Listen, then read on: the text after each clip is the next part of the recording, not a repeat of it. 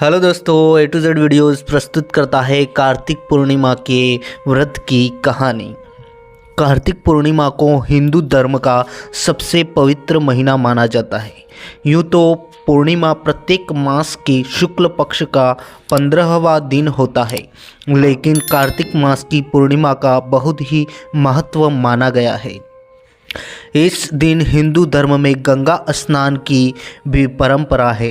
गंगा स्नान करने के पश्चात सूर्य देव को अर्घ्य अवश्य देना चाहिए। मानते हैं कि ऐसा करने से मनुष्य को अपने किए गए पापों से मुक्ति प्राप्त हो जाती है। इस पवित्र अवसर पर शुद्ध कुमकुम, धूप, कपूर, तुलसी और परिजिता तेल का प्रयोग करके भगवान की पूजा अर्चना करना अत्यंत शुभ माना गया है।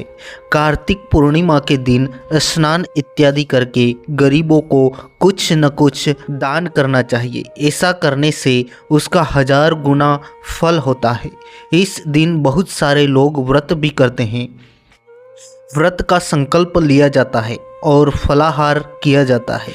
इस दिन भगवान विष्णु और माँ लक्ष्मी की पूजा की जाती है। कई जगहों पर भगवान श्री कृष्ण के विग्रह की पूजा की जाती है। इस विशेष दिवस पर भगवान शिव की भी पूजा करने का विधान है, क्योंकि उन्होंने आज के दिन ही तारकासुर नामक राक्षस का वध किया था।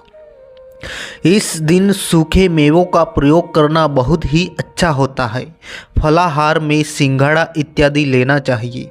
कई घरों में इस दिन आटे का मीठा चूर्ण भी बनाकर प्रसाद चढ़ाते हैं। चावल या मखाने की खीर का भी प्रसाद चढ़ाते हैं। कई घरों में बिना लहसुन प्याज का साधारण भोजन भी बनाकर खाते हैं। कार्तिक के महीने में उड़द, मूंग, मसूर, चना, मटर, राई खाना भी वर्जित बताया गया है। कार्तिक मास के पवित्र महीने में मांसाहार का सेवन नहीं करना चाहिए। कहा जाता है कि कार्तिक माह में भगवान विष्णु पानी में रहते हैं। तो चलिए दोस्तों, सुनते हैं कार्तिक पूर्णिमा की कथा। एक पौराणिक कथा के अनुसार तारकासुर नामक एक राक्षस था। उसके 3 पुत्र थे, तारकक्ष, कमलाकक्ष और विद्युन्माली। तारकासुर बहुत ही बलवान था। उसने धरती व स्वर्ग पर अपना आतंक मचा रखा था, जिससे परेशान होकर देवताओं ने भगवान शिव से उसका अंत करने के लिए प्रार्थना की। उनकी प्रार्थना सुनकर भगवान शिव ने तारकासुर का वध किया। इससे देवता बड़े प्रसन्न हुए। उसके 3 पुत्रों को यह सुनकर बड़ा दुख हुआ और उन्होंने इसका बदला लेने के लिए ब्रह्मा जी की घोर तपस्या की। उनकी तपस्या से प्रसन्न होकर ब्रह्मा जी ने तीनों से वरदान मांगने को कहा। तीनों ने ब्रह्मा जी से अपने अमर होने का वरदान मांगा। ब्रह्मा जी ने अमरता के अलावा कोई दूसरा वरदान मांगने को कहा। इसके बाद उन तीनों ने कुछ देर तक इस पर बहुत विचार किया और फिर ब्रह्मा जी से कहा, आप 3 अलग अलग नगरों का निर्माण करें, जिसमें सभी बैठकर पूरी पृथ्वी और आकाश में घूम सके। 1000 साल बाद जब हम मिलेंगे तो हम तीनों के नगर मिलकर एक हो जाएं। जो देवता तीनों नगरों को एक ही बाण से नष्ट करने की क्षमता रखता हो, वही हमारी मृत्यु का कारण बने। उन सबकी नज़र में यह एक असंभव कार्य था। उन्होंने उन्हें यह वरदान प्रदान कर दिया। फिर ब्रह्मा जी के निर्देशानुसार यम दानव ने उनके लिए 3 नगरों की स्थापना की। तारकक्ष के लिए सोने का, कमलाक्ष के लिए चांदी का और विद्युन्माली के लिए लोहे का नगर बनाया गया। तीनों ने मिलकर तीनों लोकों पर अपना अधिकार जमा लिया। इंद्र देवता इन तीनों राक्षसों से बहुत भयभीत हुए और भगवान शंकर की शरण में गए। इंद्र की बात सुनकर भगवान शिव ने इन दानवों का नाश करने के लिए एक दिव्य रथ का निर्माण किया।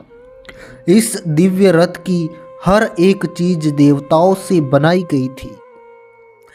चंद्रमा और सूर्य से पहिए बने। इंद्र, वरुण, यम और कुबेर रथ के 4 घोड़े बने। हिमालय धनुष बने और शेषनाग प्रत्यंचा बने। भगवान शिव खुद बाण बने और बाण की नोक अग्निदेव स्वयं बने। इस दिव्य रथ पर भगवान शिव स्वयं सवार हुए। देवताओं से बने इस रथ और तीनों भाइयों के बीच भयंकर युद्ध हुआ। युद्ध करते समय प्रभु लीला से एक ऐसा समय आया जब तीनों रथ एक ही सीध में आ गए। जैसे ही ये तीनों रथ एक ही सीध में आए, उसी समय भगवान शिव ने अपना बाण छोड़ा और तीनों का नाश कर दिया। इसी वध के बाद भगवान शिव को त्रिपुरारी कहा जाने लगा। तो यह थी दोस्तों कार्तिक मास पूर्णिमा की कहानी। आशा करते हैं यह वीडियो आपको पसंद आया हो। अगर वीडियो पसंद आया हो तो वीडियो को लाइक कर लीजिए, शेयर कर दीजिए और चैनल को सब्सक्राइब कर लीजिए ताकि आगे आने वाले ऐसे ही वीडियो आप तक सबसे पहले पहुंच जाए। थैंक यू, धन्यवाद।